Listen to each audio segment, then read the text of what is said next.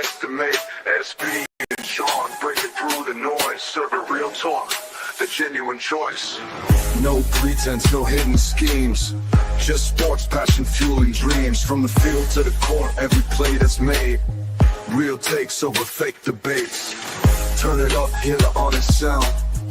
Unfiltered sports all year round. Discussions pure, no masquerade. Real takes over fake debates.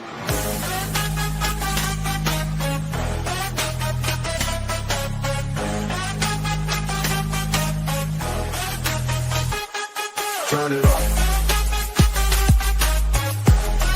Over fake debates. Real takes over fake debates.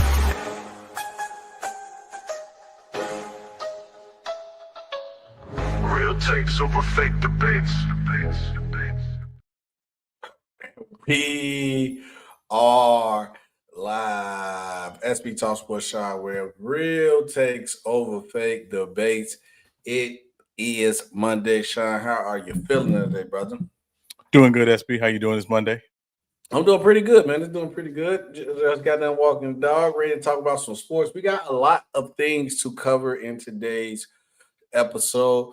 We got a lot of NFL stuff. It's getting close to that time of the season. Where's my phone? I hear it beep on my phone. Can mute that. But yes, it's getting close to the NFL season. We got some moves being made. Sean is almost getting that time to SB and Sean NFL picks of the week. Be able to join that. We're gonna give you. Well, I'm gonna probably give you parlays a little bit. I'm kind of one of the best at Sean. That's not what Sean do, but we go through, give our picks of the week during the season. I think we who won last year? You won last year. Y'all won last year? Okay. You know, I knew that. I just wanted to hear you say that. You know what I'm saying? But I just wanted to hear you say that. But also, we got to do our GOAT quarterback season too. But, Sean, I ran into Lamont's FYF Live. He went live on TikTok. And it was a conversation. They was talking about, like, LeBron's Jordan fans' obsession with LeBron. But it got deep into the live where we got to the point of talking stats and accolades, stats versus accolades, which has more value. And also, does being a total leader in a stat category makes you the greatest in that category, negative or bad? You know, because it stemmed from obviously around the points, but also talking about even it could be a negative stat like with the turnovers. So does that make LeBron the worst decision maker with the basketball in his hand? It's a lot of things that go. So, but we got a couple NFL stories that went down first. We're going to get into that. Then we're going to get into the stats versus accolade debate. And also, we got to talk about Shiloh getting cut and Shedeur Sanders. Is he getting a fair shake? We definitely got to talk about that. But salute to everybody in the chat. Salute Cottage in the chat. Salute Christian in the chat. Salute Tiff in the chat with the Ravens. Salute Goat James. Salute Goat James Kingdom in the chat. Salute that other Goat James in the chat. Let's get into it. Let's go ahead and get it started, Sean. Bengals report that they gave Trey Hendrickson $14 million this year. $14 million more this year, but they didn't want to extend him. Right. Sean, I'm confused because after this year, he's going to be an unrestricted free agent. I don't think they can franchise tag him again. Well, he wasn't franchise tagged. He only had 1 year left on his deal. He wanted an extension in keeping in line with what the top pass rushers are making now on new deals. So, for first thing, what's your reaction to this? And my main question is, do you think they're going to just let him be an unrestricted free agent? I doubt it. Well, I mean, if you just look at what the Bengals have done the last few years in the draft, they've drafted 2 defensive ends, Shamar Stewart this past draft and Miles Murphy a couple drafts ago. Yeah. So they're already telling you they were planning to get younger on the defensive side of the ball. But the fact is, Trey Hendrickson, who's led the league in sacks, who had, I believe, half of their sacks last season, over half of their sacks last season. All their sacks last season. Yeah, I mean, if you really want to, keep it a look buck. at it, keep it a buck. But the fact is that he was underpaid comparative to what guys on the market were getting in terms of new deals. So when Myles Garrett got a new deal, and you saw Max Crosby get a new deal, and you're going to see Aiden Hutchinson get a new deal here. TJ Watt got a new deal. Eventually, Michael Parsons will get a new deal. Maybe it'll happen before, Hopefully. the year of the rat. But the point is we've seen these pass rushers get paid, and Trey Hendrickson, deservedly so, in the last year of his deal, wanted more money, and the Bengals, stepped up and paid him.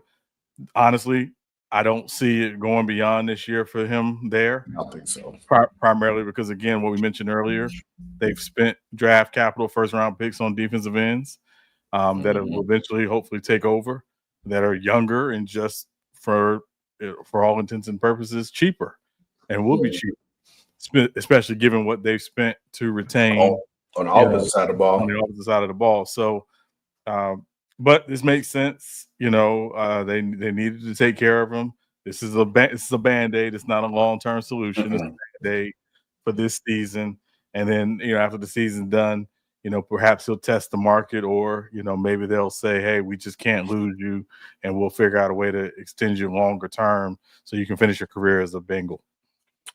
For me, when I seen this, I was, like you said, I instantly thought, like, this is just a Band-Aid over a wound. And I think the Bengals are setting themselves up to lose Trey Hendrickson for nothing. I get it. You put him on the market. You didn't get nothing that you thought was of value for him. But that's what happens when you publicly make it known that you don't value an asset. You can't put nothing on it. I can't put nothing on the market and say, hey, give me top dollar for it. But when you see me with this said product, and I'm treating the product like ish. So I figured that if anybody else who's a buyer going to be like, well, you don't care too much about it. Why would I overpay for anything when I know you don't care about said product? Now, when you talk about a player, not just saying them like as an object, but now we're talking about a player situation. If I'm another owner or a executive and I see that you're in a tough situation with a player where you can't pay him, or not can't pay him, that you don't want to pay him, and I know that he wants to leave, and pretty much he's in a situation now where you're going to lose him for nothing, I'm going to lowball you in a negotiation room because I see everything that's going on. The Bengals have not did a good job at keeping this situation under wraps, and the drama was everywhere. So, like, if any other team, what did they expect they was going to get for Trey Hendrickson? No matter, he's still valuable for the player he is, even at his age. But I'm not going to overpay for a person that I know you guys don't want. And do I see him leaving out of unrestricted free agency? Possibly.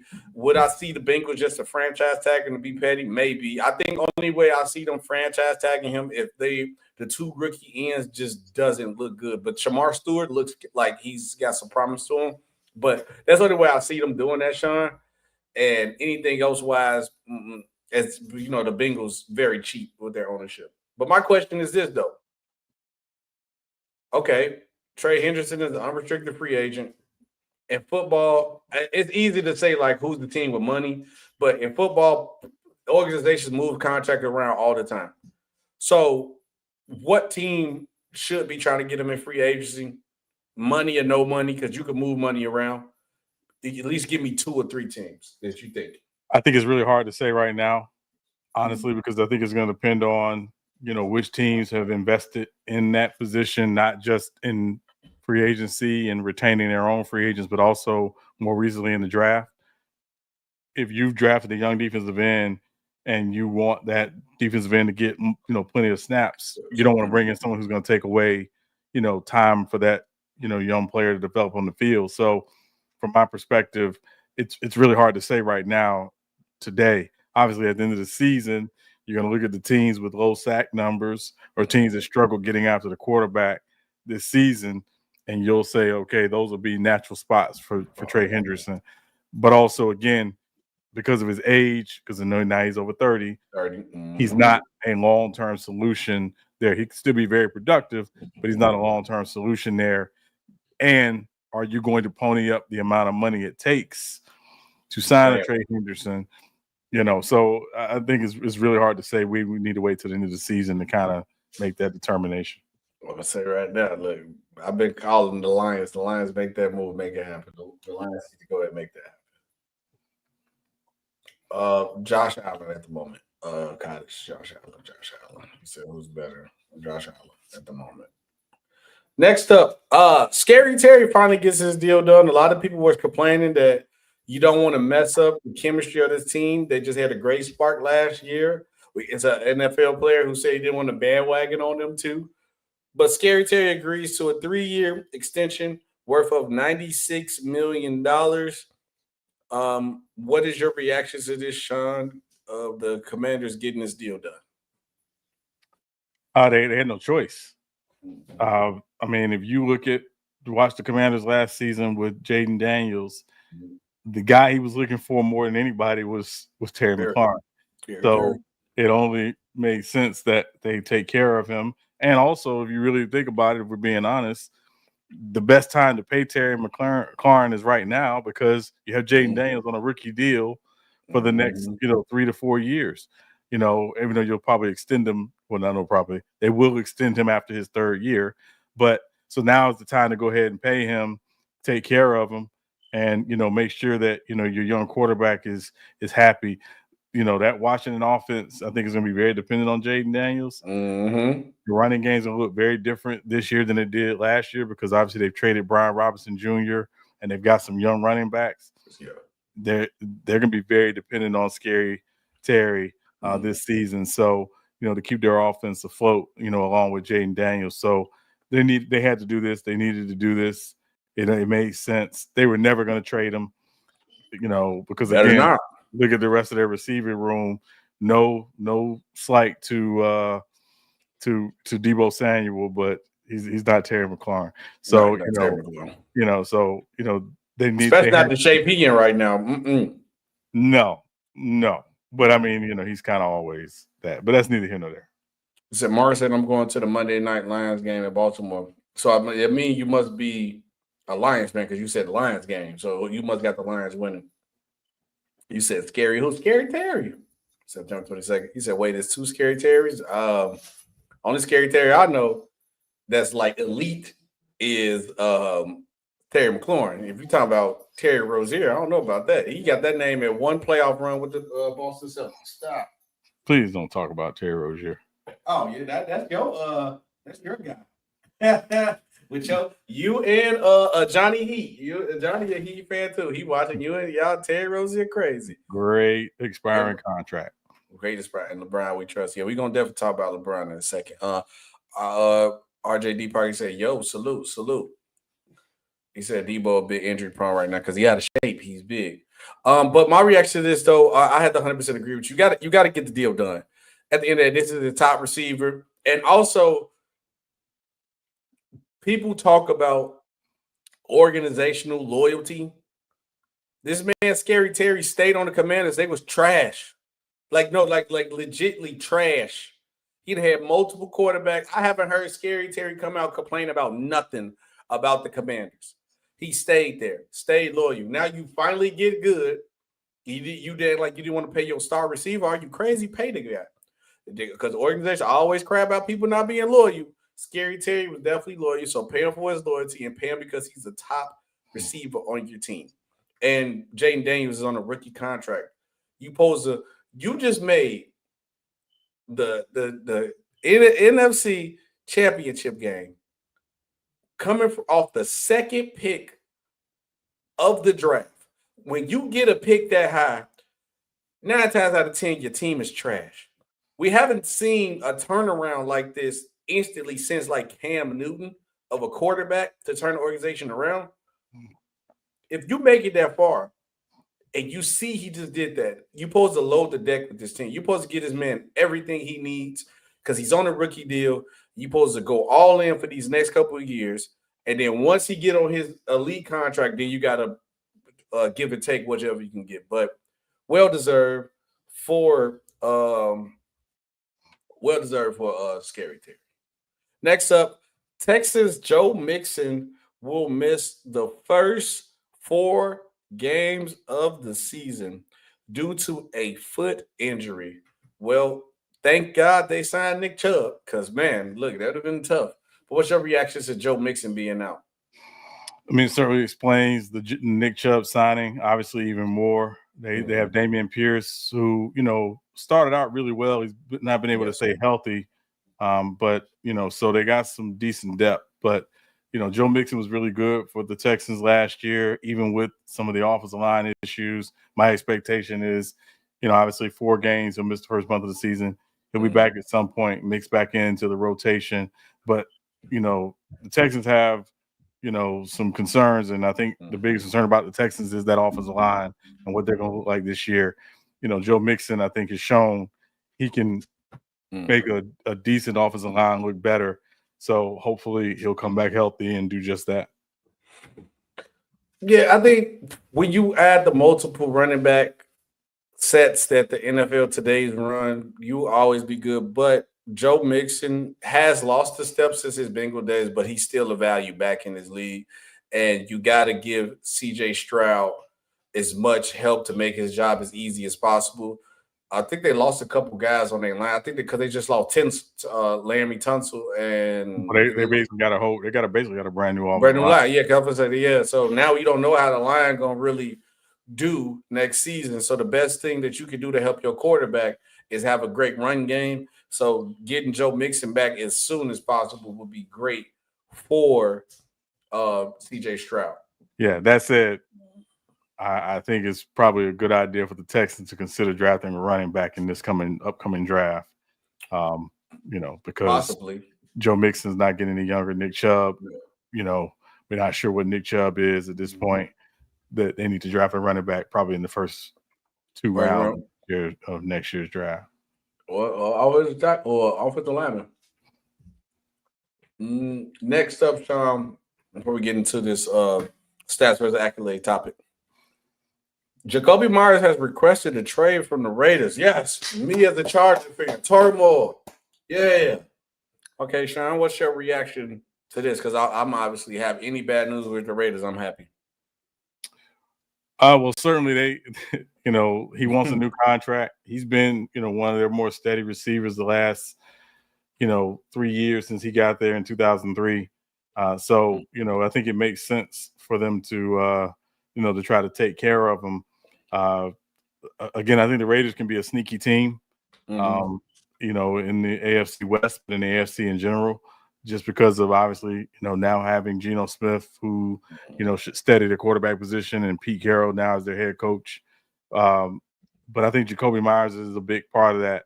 Yes. Quietly, they just signed Amari Cooper to a 1-year deal. So he's back where he was drafted originally, albeit in Oakland at the time. So, I think, maybe they'll figure something out for this season with Jakobi Meyers. He's only 28 years old. He's very productive.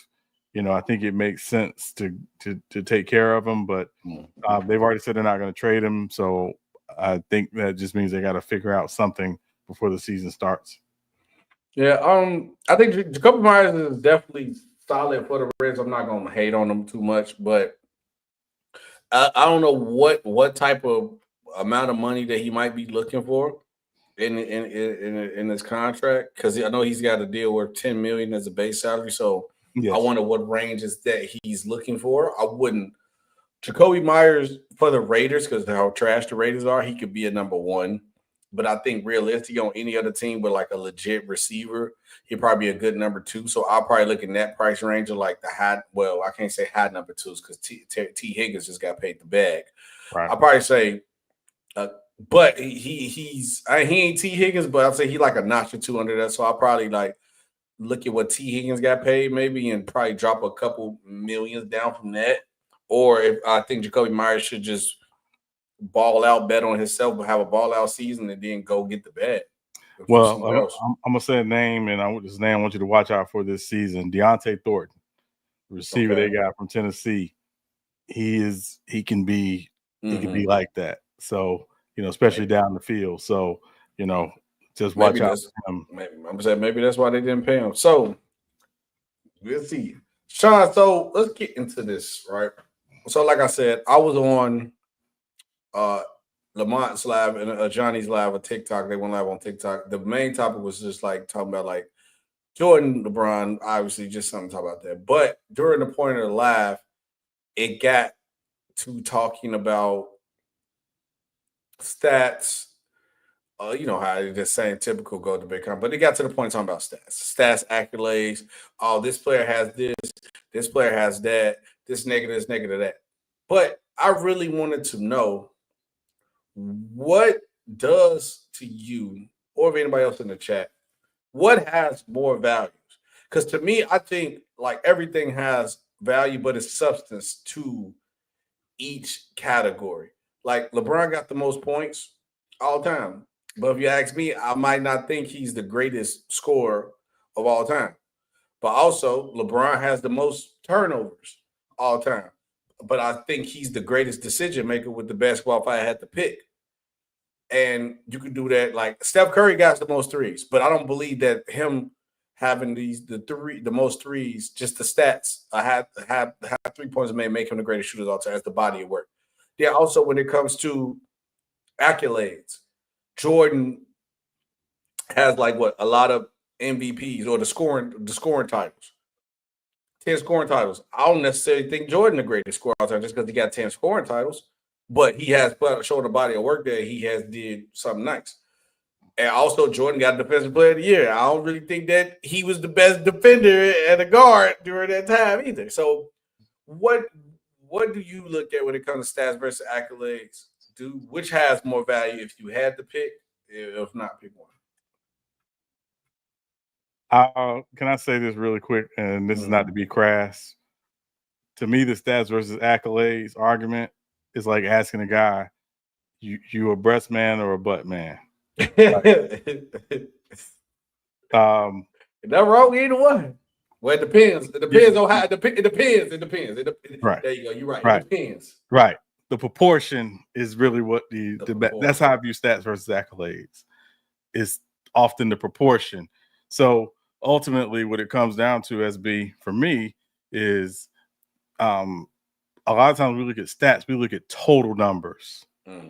Right? We look at total numbers. So I'll use John Stockton as an example because John Stockton is the all-time leader in assists. Yes. It's highly likely nobody's ever going to catch John Stockton all-time in assists just by virtue of how. Oh, no, nobody thought he would catch Kareem, but. Well, no. What I'm saying is just by virtue of how the game is played today. Okay. Right. So, it's not a lot of teams coming down just running 1-4 sets, the entire game. Right. So. And also, again, the longevity, you talk about that. You talk about the fact John Stockton, didn't miss a lot of games. So he has the total assist number. But per game, Magic Johnson has the per game assist numbers for a career. And we all know Magic Johnson's career got cut short, in 1991. And, he was the all-time assist leader when he had to, unexpectedly retire. So I think when we talk about stats, we have to talk about them in the context of how many games, how much time, how long, right? I'll use football as an example. O.J. Simpson had 2,003 yards rushing in 14 games. We now play a 17-game NFL schedule, and eventually may go to 18-game regular season schedule. It's not to take anything away from the 2,000-yard season, but the context is O.J. Simpson did it in 14 games. Everyone else has had to do it in 16 or 17 games. So does that make although Eric Dickerson has the single season rushing record 2105, it took 16 games for him to do that. That's not a slight to Eric Dickerson, who I know we'll be talking about here in a moment. But again, the context is it took 2 more games for him to get 102 more yards than O.J. Simpson. So I think those are the things that we have to talk about when we talk about just stats. The accolades, again, are different because, again, we know at a certain point, players voted for the accolades. Now we know it's largely media-driven, So I think I don't want to say one has one more value than the other. I think they both have to be looked at in the context of the age that they're done, and the age in which we play, and the age in which who's, a part of saying, who's a part of voting for the MVP, who's a part of voting for Defensive Player of the Year, things of that nature. There's some bad votes a couple times. Well, I mean, I'm not. Let me say, I'm not going to say bad votes. I think there needs to, when you vote, there needs to be at least, and you, especially if you share your vote, there needs to be some sharing of your methodology and how did you get to this point of this is where you went with this particular vote. And I'm going to use an example, the Defensive Player of the Year award that LeBron didn't win, that Marc Gasol won. The reason why Marc Gasol likely won the award was because Memphis finished better in some team defensive metrics that some voters looked at, and they consider a part of the DPOY conversation. And when you look at the metrics when Marc Gasol was on the floor versus off the floor, that may have factored into why the award ultimately went to Marc Gasol. So that's, again, I'm not saying that's right or wrong. I'm just saying at least explain the methodology. I may not agree, but I will at least understand that there needs to be, some level of, hey, we are, this is what we came to, and here's why we came to this point. And that's all. Now, the tape is the tape.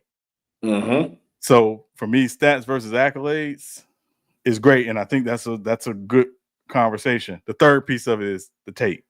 And that's the part that I think we don't talk about enough, because I don't know if the average person knows how to talk about the tape. What's on film? What are you seeing? Why is that happening on film? They can't, and that's why the more narratives is talked about more than actually of the game.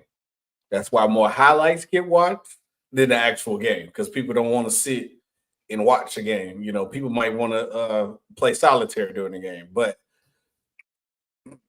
yes, especially those, as Denzel Washington calls them, opinionaires. Opinionaires, that's correct. Or you never know that Barry Sanders is not related to. Hey, look, man, that's all I'm saying. One of my first rules that I learned: you better know more than the average fan if you're gonna be talking about this. That's one of the first rules that I learned. You better be knowing more than a dude at the bar, because if you can't know the basics, they will call you out for it. But back on point of the topic, because perfect example of I like how you brought up OJ and Eric Dickerson situation.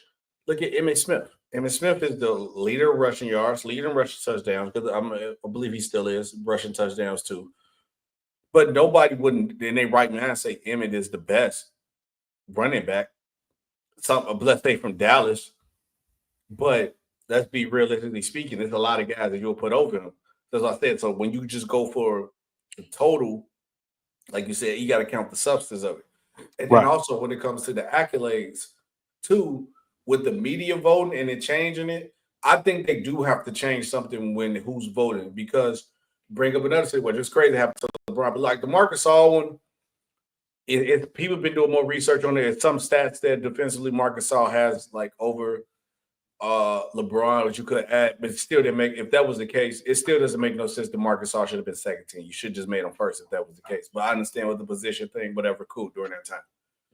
But another LeBron situation when he could have won unanimous MVP, and then one voter voted for first place vote for Carmelo and ruined that for LeBron, and he was a New York writer. I do think if you're gonna have a media vote, they got to stop doing the location people have a vote, because at the end of the day, if you're a reporter in a certain location and you seeing this team all the time and you're reporting on this team all the time, you go kind of be biased. It's human nature to be kind of biased, and I think because that devalues the accolades a little bit too to me when it comes to the voting. Because if you really want to talk about what MVPs and accolades had a lot of value when it comes to the voting aspect, I'll give Bill Russell and them era more credit because the players voted on it. So you got somebody who you going against, rivaling against, probably don't like, that era was different. But to respectfully vote for you and be like, nah, I'm not going to lie, he is the most valuable player in the league. So that makes it. Aaron said, hold on before you go. Yeah. Aaron said no voting method is going to be perfect. How can you calculate the person getting the accolade then if you're not voting? The problem, the issue is for me, and is who's doing the voting. Mostly sports writers and sports commentators are doing the voting, who were either previously sports writers or may still be. Yeah. If you vote for somebody, I'd like just at least a paragraph of why this is your choice. At least explain it. Because again, I understand ballots are one thing, and again, ballots, blah blah blah. If you ask me why I vote for somebody, I can tell you exactly why I voted for them. I'm putting, and for me, and I'm just saying for me, I'm a big fan of just provide your methodology. How did you get to this point, to this place, to come up with this is your person? MVP is always going to be interesting because for the most part, say for a few years here and there's always 3 or 4 guys who have legitimate MVP arguments. Yeah. And so if you vote for one of those 2 or 3 guys, I generally don't have an issue for you. Right. If you vote for someone who largely wasn't in the MVP conversation, that's where I'm like, okay, what did you come up with? How did you come up with this particular methodology for why you voted for the person? If as much as you can take some of the subjectivity out of it, that's what I would prefer. But I know that'll never happen. We'll be doing this every single year until probably the end of time when it comes to a lot of these awards, particularly if the media are the primary ones who are ultimately making the decisions. Yeah, and then I just think we should put people I'm glad people start saying they vote, like saying who they vote for, or we start seeing people vote, because I think people need to be held accountable when they do certain things that's out of line or clearly biased towards their vote. So I'm definitely with that. But the main thing that another thing that we came to an argument about is the total of a stat, right? And also that ask, I just think before, if I didn't answer this question, stats versus accolade, like I said, it ain't apple. I think everything has substance you got to explain.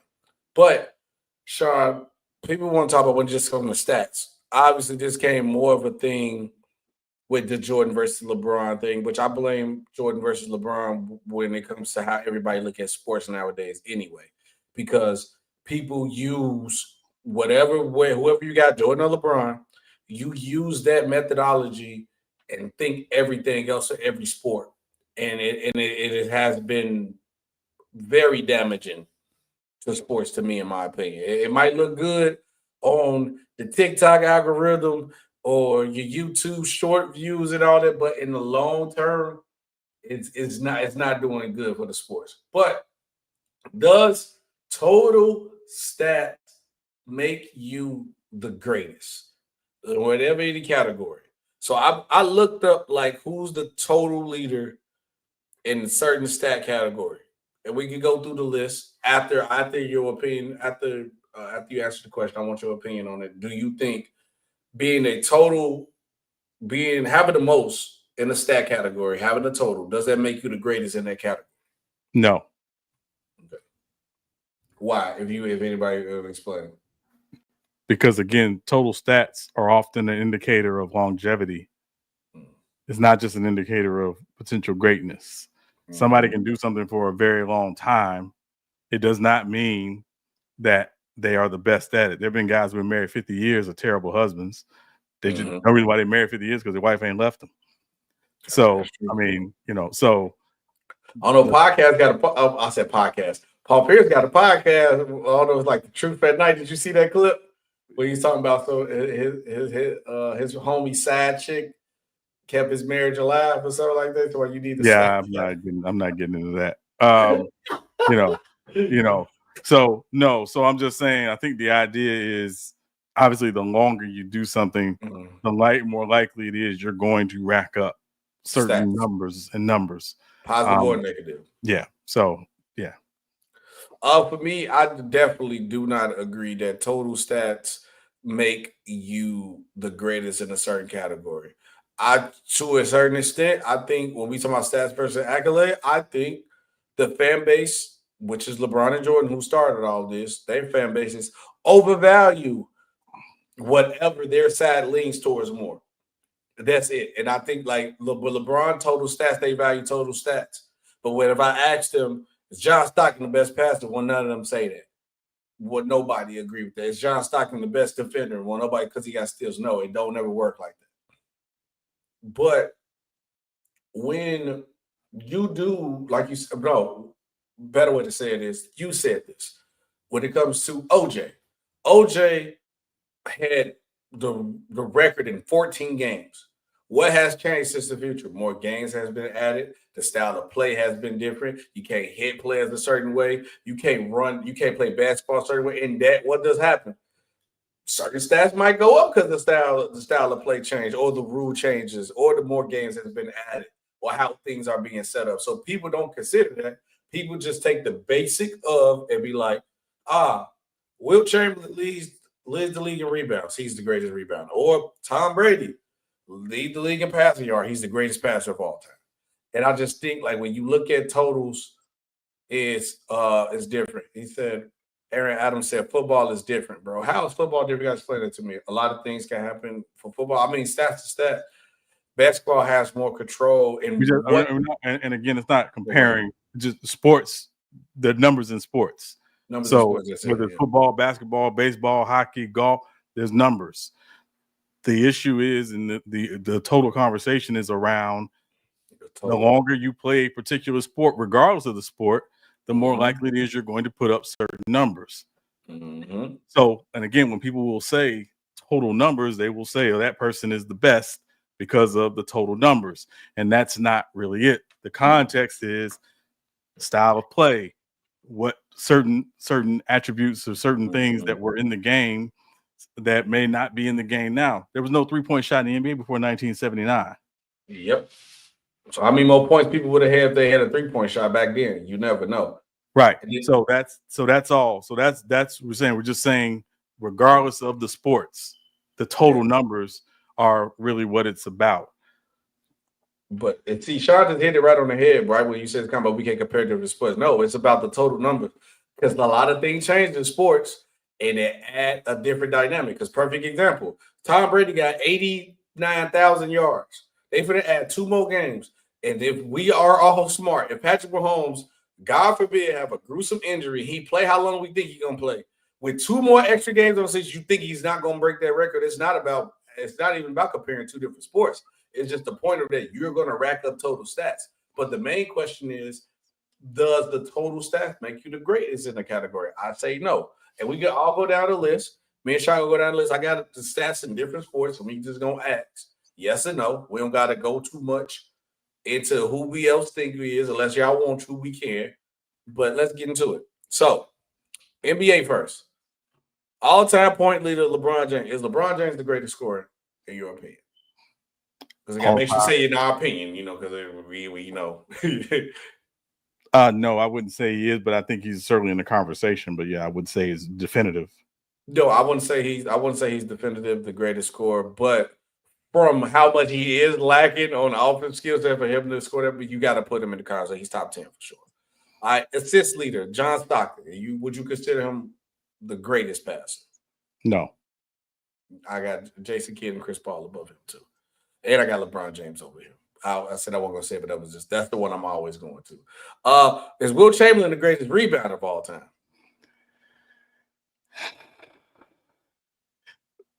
Man, he might. I think it's him and Bill Russell. Obviously, when you talk about those two, because I know those two are the top 2 ever. Yeah. What about Robin? Not in that conversation, no. I think Robin would be in the conversation, but Robin, again, different conversation because Robin is only 6'6", 6'7", where you're talking about 6'10" Bill Russell and 7'1" Wilt Chamberlain.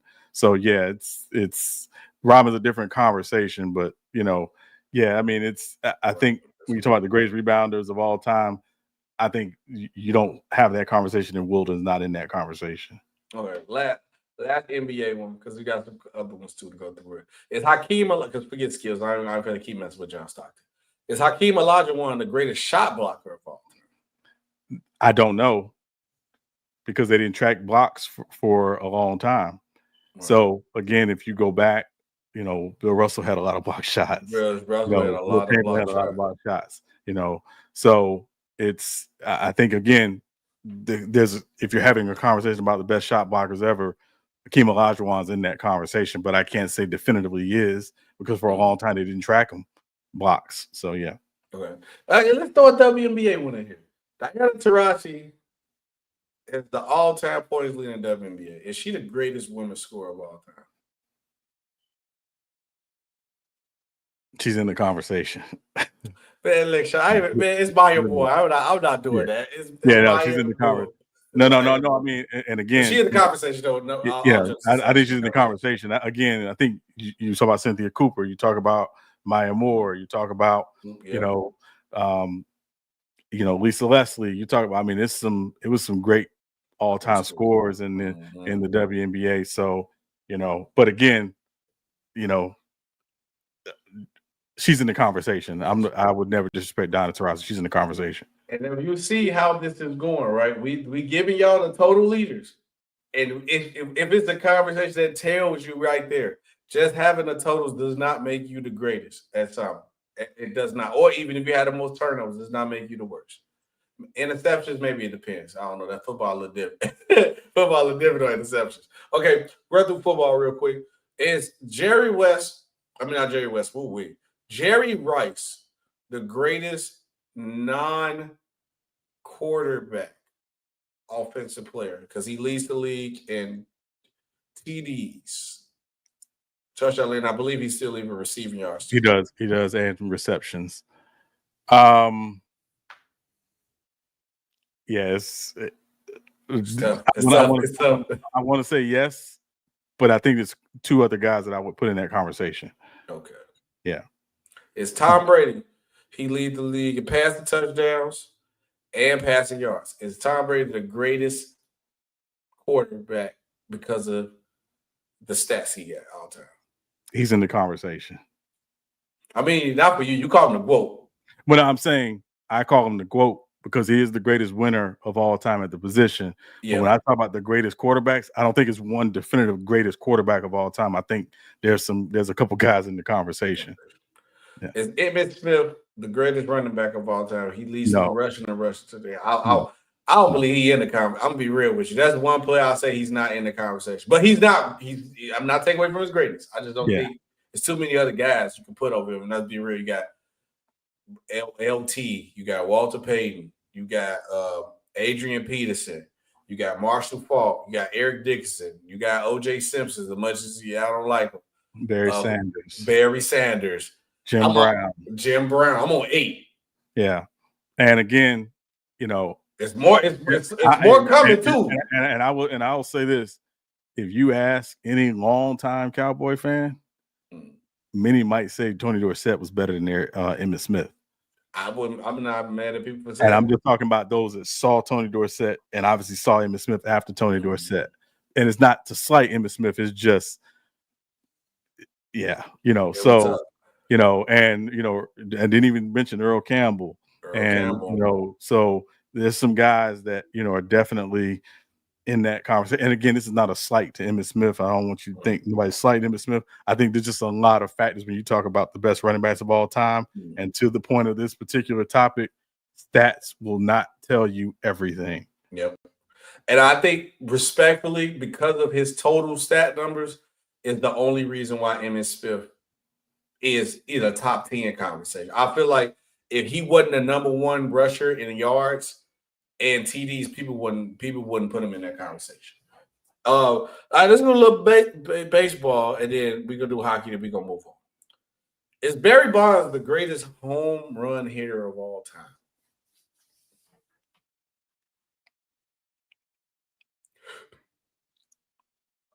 He might, he might. I think this next two sports, it might be.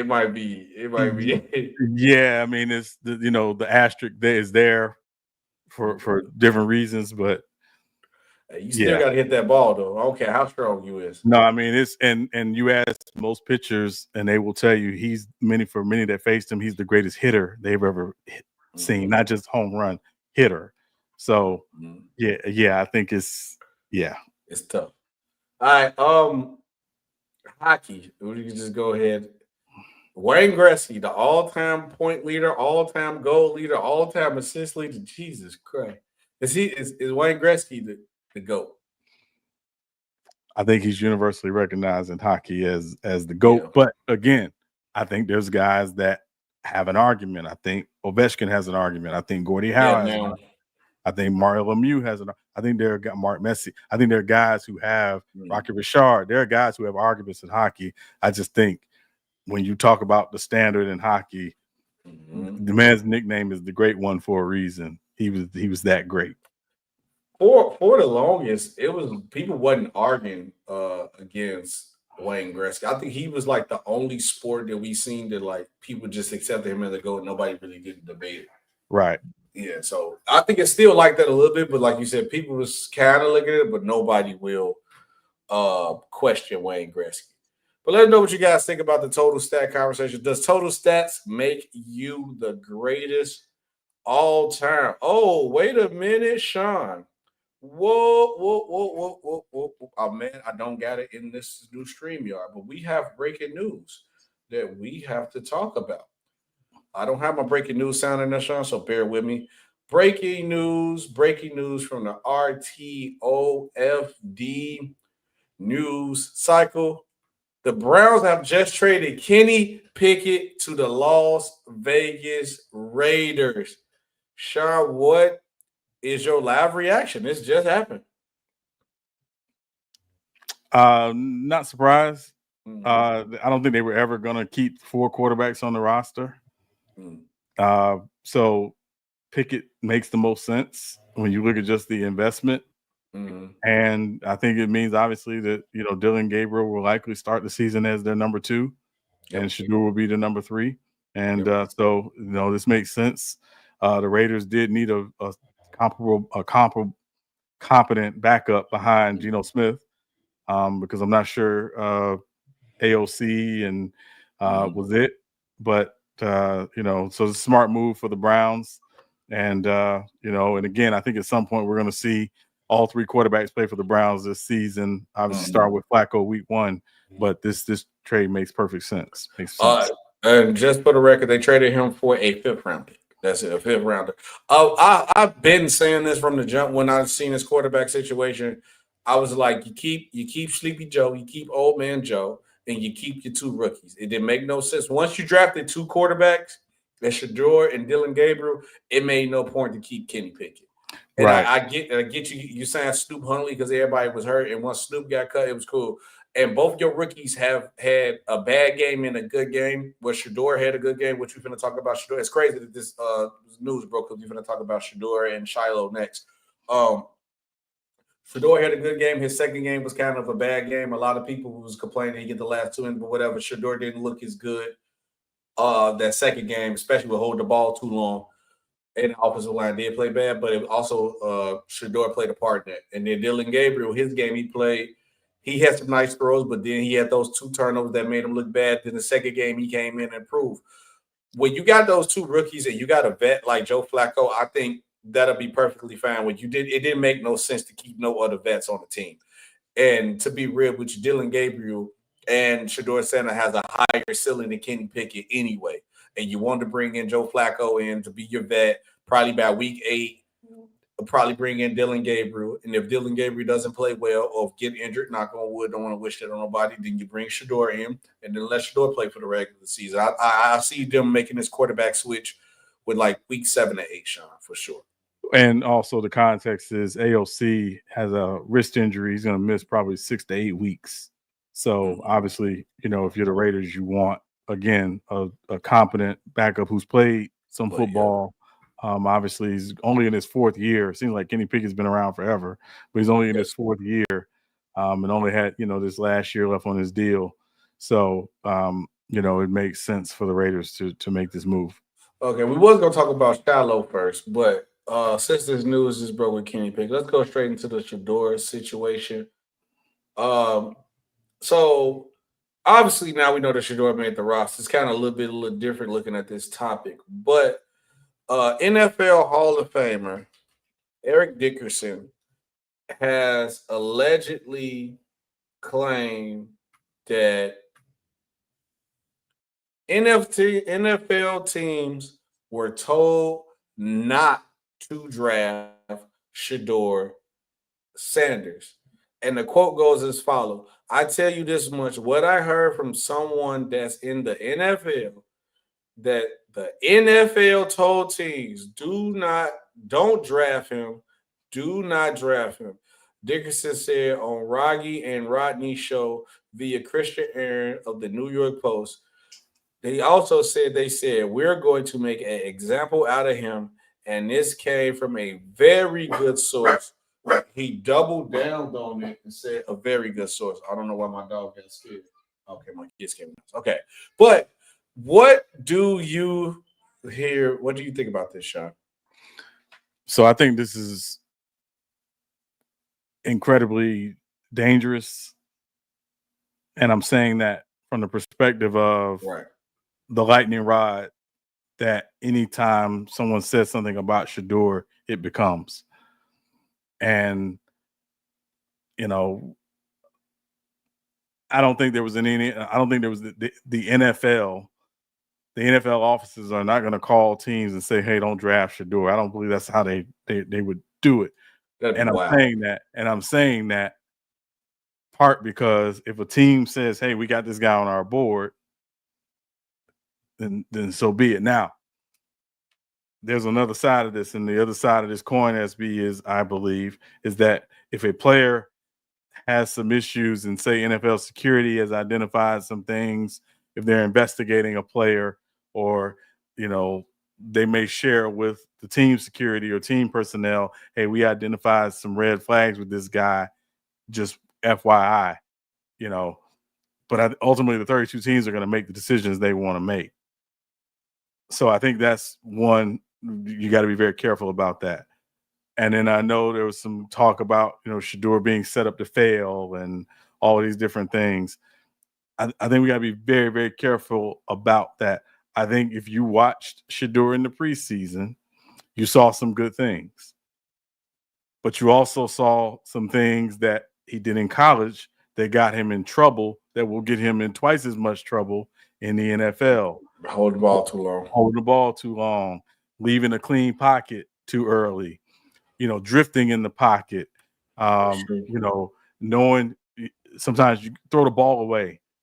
You know, those different things that, again, it's not to say Shedeur is a bad quarterback and that Shedeur can't become a good NFL quarterback. It's to say that Shedeur is a project and he's going to need time. And if this preseason proved anything, is that he's going to need time. Yeah. And that's okay. Now, to further emphasize this, because we talked about this last week with Anthony Richardson, and we'll talk about this with any young quarterback. And I will say this, and I'm going to parrot Louis Riddick here for a moment. Organizations can mess up quarterbacks more than quarterbacks mess up organizations. 100%. 100%. So where Shedeur was drafted is not – when Shedeur was drafted, is not really the question. The where, meaning the location he's at, is the question. Is this the right place for him to develop? I don't know. We don't know yet, yeah. But that's the question. So, I mean, history shows us the Browns ain't a good place to develop a quarterback. Now, if you just look at the history of the organization since they've been back in 1999, no, it's not a good place for a quarterback to develop. Now, Kevin Stefanski has shown largely he can have success with quarterbacks. He's had great success with quarterbacks. So maybe from a Kevin Stefanski perspective, it is a good place for him. But that's going to take time. And that's really what it comes down to. And I know we're in this instant gratification microwave in 3 minutes or less. We got to have it right now. That's not the case. Sometimes these quarterbacks take time to develop. And they have to be in the right situation. They have to have this. I think I'm going to get into it, but I think there are three things that quarterbacks need really to meet their maximum potential. And I'm not going to go too in depth, but the first thing is they need organizational stability. And I'm saying organizational stability from ownership, front office, head and coaching staff. They need organizational stability. The second thing they need is time. Time. The third thing they need, in my humble opinion, is they need a coaching staff that's going to try to build it around their skill set and then build it out from there. When the Chiefs got Patrick Mahomes, right? Patrick Mahomes isn't Alex Smith, but there are some things schematically that Alex Smith could run that Patrick Mahomes is going to run. But what was Andy Reid and that coaching staff doing? They were studying Texas Tech film. They were studying Texas Tech film, right? When the Colts got Andrew Luck, what did they do? They basically brought the same scheme. Mm-hmm. They drafted 2 tight ends from Stanford to help him. Yep. Make the acclamation. So I think those things have to happen. Lamar, we didn't have to get into Lamar. What did the Ravens do? They have built it around Lamar. Yep. Conceptually, a lot of what they're running is what Lamar ran at Louisville, even under Todd Monken. So there's got to be some give and take. And I think that's what we don't talk about enough. We just want to say a guy's, I don't say anybody in a professional league is trash, but we just want to say a guy is trash or a guy ain't good. Well, no. What are the other factors? The other factors are what we just mentioned. And I think we need to talk more about that, and we need to push for that more and hold the organizations and these coaching staffs and these front offices accountable as much as we talk about holding a player accountable. You hit it right on the head, because organizations, Patrick Mahomes situation is a perfect example. Tyreek Hill, who ended up becoming the star wide receiver at the point in time, he had time to develop to become what he was. But people forget, Tyreek Hill said, I thought Patrick Mahomes was trash when the first couple of practices when we seen him. They literally built the scheme around the quarterback. They gave him time to play. I think Mahomes didn't play to the end of the season because his rookie year was his second year technically, and that's when he took off. It's people got to understand, it is rare for you to come in off the gate to be great. But we in this microwave era, Sean, where people don't give players time to develop. Like, if Peyton Manning was in this era, he would have been Peyton Manning, because how he played his first couple of years, they would have wrote him off by then. The coach stuck with him. He gave him time to develop. He became who he was. Shedeur or even Dylan Gabriel, you got to give those kids time to develop. And the Browns organization ain't like peaches and cream. They ain't like very good situation. Even with Caleb Williams with the Chicago Bears, they're not known for developing quarterbacks. They changed their coaching staff and schemes to try to help their quarterback develop, but they're on the clock when it comes to that too. So you hit everything on the head, but I think the main thing is too, though, is where you at. It depends on where you at and who's on that coaching staff. And sometimes the coaching staff ain't say, it's just the culture of the organization that you had. They just don't know how to develop a quarterback, or even give a quarterback a fair shot. Right, and I think, and I'm saying this just because SB, we are coming up on the NFL season. I know we're going to do our NFL preview next week, season preview next week. But the thing I'm going to be watching for where you are is the merger of what Ben Johnson does and what Caleb Williams does well. And can they find that meshing throughout the season? I don't think it's going to happen overnight, but can they find that meshing throughout the season? Because, again, that's going to be the key. It's not Caleb Williams got to run, because Caleb Williams isn't Jared Goff. He's not going to run the scheme exactly like Jared Goff. He has a different skill set than Jared Goff. So find the meshing between what Ben Johnson wants to do and what Caleb Williams does well, and figure it out throughout the season, because this is going to be a long-term partnership if all goes well. Yeah. We'll see how it goes. But we got the last question for the Shedeur situation too. Is Shedeur getting a fair shot? Because a lot of people saying they set him up for failure. They don't seem like they really want him. Is Shedeur getting a fair shot? Yeah, he's on an NFL roster. He's getting practice reps. Like he got to play in the preseason. Like, fair. He said it himself. All he can do is take advantage of opportunities he gets. That's it. It's true. I don't think nothing else he can do. Yeah, that's it. That's all he can do. I think he. But the problem with Shedeur, and I'm gonna say this to people. Sometimes y'all are doing more harm than good to Shedeur, because instead of just giving it time, let the kid develop. Y'all trying to rush him out there. Then if they don't rush him out there, you say the organization got something against him. It's him and his dad. They don't like his dad. Prime ain't got nothing to do with this no more. And if you are an organization using a guy, his father against him, you shouldn't be an organization. You shouldn't run an organization. Shedeur is getting a fair shot. You got to still remember, guys, even though he should have been in the first round, he was a 5th ranked pick. He's getting treated like we can't say he should have been a first rounder because again, he was alleged to be a first rounder. You had one side, you had the draft prognosticators mocking him in the first round, but the fact is there are 32 or 30 something teams that draft in the first round. Clearly, they didn't have a first round grade on him because if they did, they would have taken him in the first round.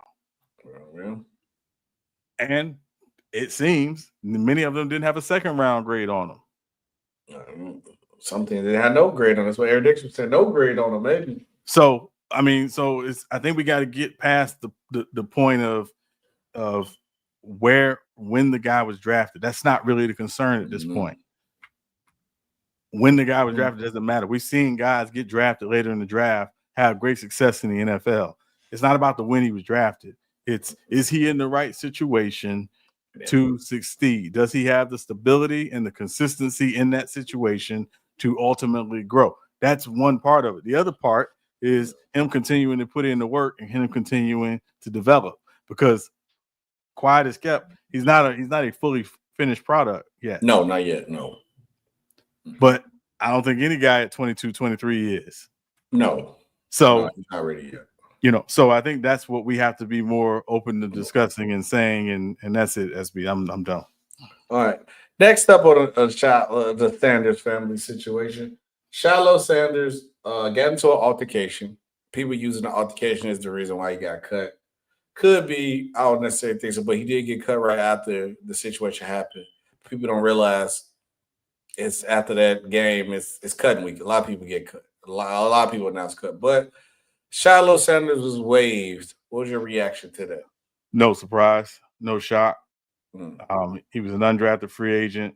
He was very low on the depth chart. It was going to be a mass. He was going to have to come in and literally, wow them to the point that they didn't keep him on the 53. I think he's, again, guy still has some developing to do. Could eventually be a solid player in the NFL, but he may have to go to the CFL. I know the Argonauts have, claimed rights on Shedeur and Shiloh and Shedeur. If they become available, potentially could end up on the practice squad. And again, so no surprise there at all. Well, I'm not gonna get into that. I'll leave that alone. Yeah. I was about to say only thing that didn't shock me he didn't make because didn't shock me he didn't make because he's, like you said, undrafted. You knew they had drafted him, and they just said he still got cut. We saw Kyle McCord, the quarterback of the Eagles. He was drafted. He got cut today. Okay. Yep. So I want to say this real quick, and I just I know we don't. Not overly sensitive on this podcast. And for those that listen, please know that's not who we are. There's a real life factor here, right? Many of these guys are pursuing their dream of playing professional football in the National Football League. They get cut. That changes in many ways the trajectory of what they've worked for and things of that nature. So there's a human element here that we don't just want to talk about cavalierly like, oh, they just got cut.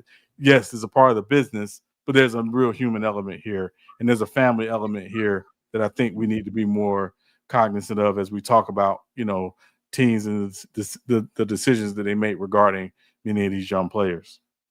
Yeah, and then for me, with someone to Shiloh as a player, I think the problem with Shiloh is I wouldn't want to say size because I think his skill set gives me linebacker. He's a hard hitting guy. He's okay, if not decent in coverage, but you get your money from Shiloh attacking the quarterback, getting hits, getting tackles. I don't think you're gonna get your money from a player like Shiloh in coverage, and I think that's maybe the problem. Maybe if Shiloh about 6'3", not 6'6", big body linebacker, it'd be a different story. And also, he did stay in college a little longer because I think Shiloh should have left because I think how old is Shiloh? Actually, that's a good question. I think he's 24, 25. Shiloh Sanders age, because I think he could have left age 25. He could have left 2 years ago. That people don't realize that too, though. Sometimes age play a factor into you slipping in the draft, unless you the Saints. No offense, Sean. But yeah, it plays a factor in that sometimes people developing, people want a 21, 22-year-old. Technically, once Shiloh Sanders, if he was to be signed, say if he get a 3-year rookie deal, once he finishes his 3-year rookie deal, he's 2 years away from being 30. And 30, that age of football where they treat you like you a senior citizen. So it comes with it. Sean, we do another division. I believe after this one, we got one more. Go quarterback season, NFC South. What is the last one we got next? NFC East is the last one. NFC East. Oh, God. All right, Sean, let's go ahead and get into it. First up on the list, welcome to Atlanta where the players play. GOAT quarterback season is. So just to explain this once again, if you're joining us for the first time, we are choosing the GOAT quarterback season in every franchise's history. Mm-hmm. The rules are you had to play at least 4 seasons for that franchise. Yes, sir. Right? You can only be used once. So if you got used for another franchise, you cannot be used again. And winning the Super Bowl is great, but it does not mean you had the GOAT quarterback season or that is the GOAT quarterback season for your franchise. So just to explain that. So Atlanta Falcons, few guys in the running for the Atlanta Falcons. We talk about Michael Vick in 2002, 2,936 yards, 16 touchdowns, 8 interceptions, 113 rushing yards, 777 yards rushing for 8 touchdowns. Chris Chandler in 1998, 3,154 yards, 25 touchdowns, and 12 interceptions. Chris Miller in 1991, 3,103 yards, 26 touchdowns, 18 interceptions. And Steve Bartkowski in 1980, 3,544 yards passing, 31 touchdowns, and 16 interceptions. But GOAT quarterback season, without question, is Matt Ryan, 2016. Matty Ice, MVP season, 69.9% completion percentage, 4,944 yards passing for a 9.3 yard average, 38 touchdowns to 7 interceptions, a 117.1 quarterback rating. Matthew Ryan, Matty Ice, 2016 GOAT quarterback season for the Atlanta Falcons. Obviously, I was doing a shiver with you because I already had Matt Ryan. I was looking at Vic MVP. I went back to look at Vic again. I was trying to find a way to sneak Mike Vick in there. Can't do it. And I want to say this: even though Atlanta did choke, whatever, that's cool. It's not 100% Matt Ryan's fault. Even though Atlanta did choke, that don't take away from the fact of what I'm finna say. Michael Vick is culturally one of everybody's favorite quarterback. Might have him as you might think he's the Atlanta greatest quarterback. I'm sorry to tell y'all. Matt Ryan is the greatest Atlanta Falcons quarterback of all time. I don't want to accept it because everybody loves Michael Vick, but it is what it is, unfortunately. And Michael Vick is the cool quarterback, but it's just Matty Ice is the guy. Next up, Carolina Panthers. This one easy. Carolina Panthers, again, not a long history, only about 30 years history. So only a couple guys in the running for this. Jake Delhomme, 2004, 3,886 yards for 29 touchdowns, 15 interceptions. Steve Berline in 1999, 4,436 yards, passing for 36 touchdowns and 15 interceptions. But that said, there's only one season. GOAT quarterback season, Carolina Panthers. Superman, is it? Cam J. Newton, 2015, 59.8% completion percentage, 3,837 yards, passing for a 7.8 yard average, 35 touchdowns and 10 interceptions for a 99.4 rating, 132 rushes, 636 yards for 10 rushing touchdowns. GOAT quarterback season, Carolina Panthers, Cam J. Newton, 2015. I don't have to be the dead horse because if we agree, I ain't gonna give y'all the same rundown again. But 100% Cam Newton. That's another. Cam is the GOAT quarterback for Carolina Panthers, and it was the cool quarterback too. Yeah, Sean, your New Orleans Saints. Yeah, I can tell you, 3 of these teams, it was really easy to pick. It was easy, yeah. It was very easy to pick the person. Obviously, the seasons would have varied. This one, though, I think the last one is only. It would have been another person, but he got picked already. Let's be honest with it. Well, he didn't play 4 seasons though. He didn't play 4 seasons. There. He didn't play 4 with the Bucs. That's crazy. 3, yeah. He didn't we'll get to that. We'll get to that in a moment. Go ahead. So New Orleans Saints, obviously, who that? What year we picking? We ain't gotta argue the person. What year? What year we argue? I want to just acknowledge some quarterbacks in Saints history. Aaron Brooks in 2003, 3,546 yards passing for 24 touchdowns, 8 interceptions.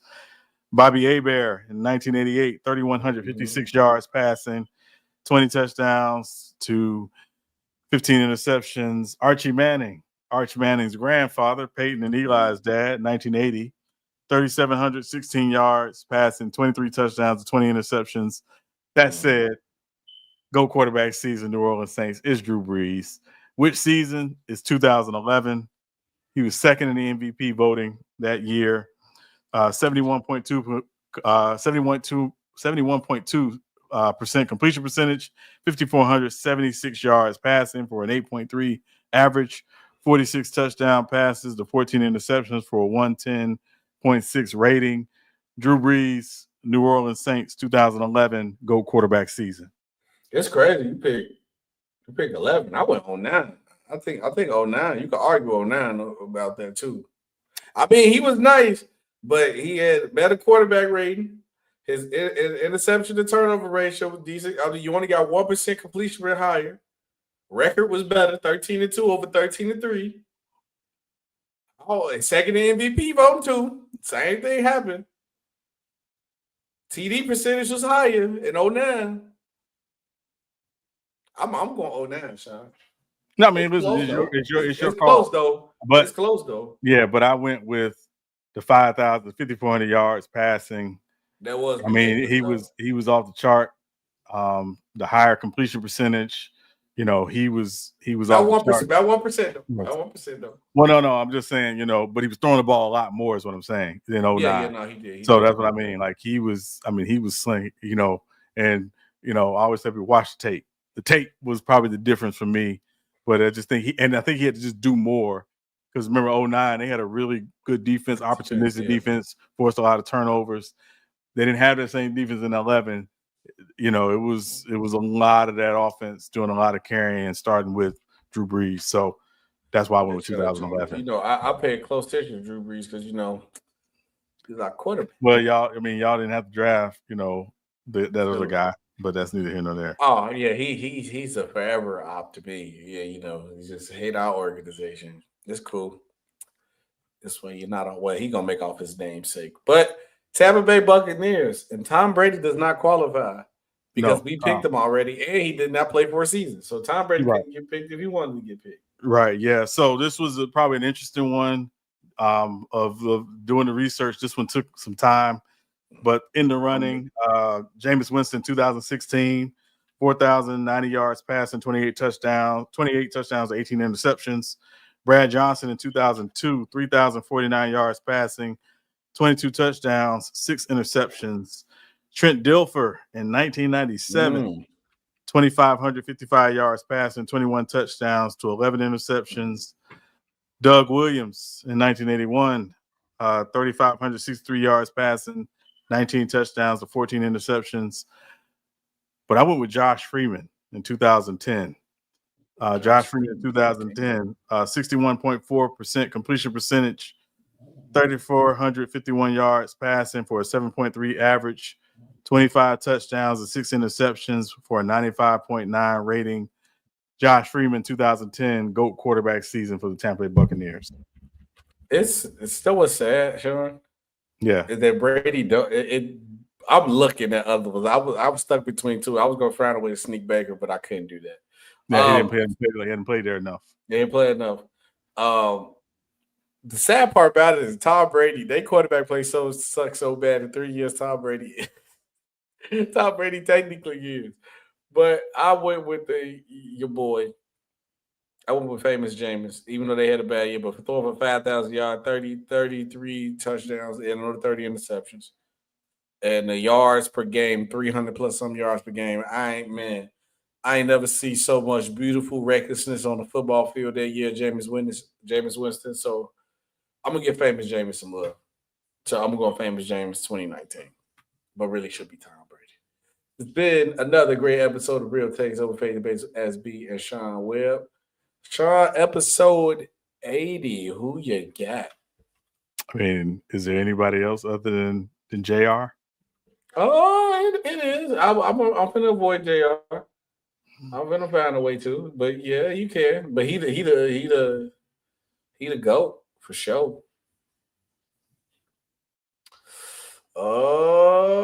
You can go Isaac Bruce. I love Isaac Bruce. I might go Isaac Bruce. Got Steve Largett. Got Kellen Winslow. Got Kellen Winslow. You know what I'm saying? Yeah, no. Okay. Kellen Winslow Sr., just to be senior, clear. Senior. Yeah. The one on the Chargers. Yes. The Chargers. So I'm going to go Isaac Bruce and Kellen Winslow Sr. for me. Yeah, but Jerry so West definitely Chris Carter as well. I know been a lot of conversation about Chris Carter recently, but yeah, Chris Carter. With what? Oh, you remember, was it Asante Samuel made the comments about Chris Carter recently? Oh, okay. Yeah. Obviously. But yeah, another great episode. Appreciate you guys watching, tuning in. Make sure you guys like, make sure you guys share, make sure you guys subscribe, and we will see you guys on the next one.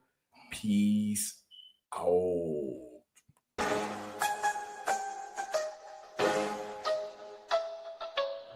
Real tapes over fake debates.